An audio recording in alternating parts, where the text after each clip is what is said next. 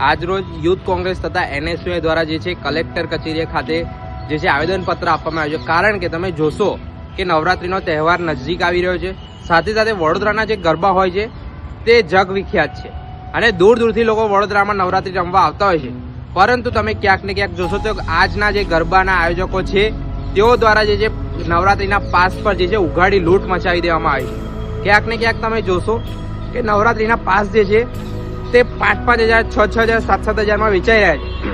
અને સાથે વાત કરીએ તો વિદ્યાર્થીઓ આજે જે છે મોટી સંખ્યામાં ગરબા રમવા જતા હોય છે. પરંતુ ક્યાંક ને ક્યાંક તમે જોશો કે વિદ્યાર્થીઓના પાસ પણ એટલા મોંઘા છે કે તેઓ પરચેસ ના કરી શકે.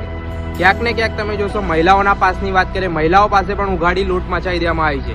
એટલે આજે અમે આવેદન આપ્યું છે અને રજૂઆત કરી છે કે મહિલાઓના પાસની જે કિંમત છે તે માફ કરવામાં આવે, વિના મૂલ્યે મહિલાઓને પાસ આપવામાં આવે અને સાથે સાથે વિદ્યાર્થીઓના જે પાસ છે તેનું કન્સેશન ફરીથી ચાલુ કરવામાં આવે અને સાથે સાથે વિદ્યાર્થીઓના પાસની કિંમત પણ 50% જેટલી હજી ઓછી કરવામાં આવે.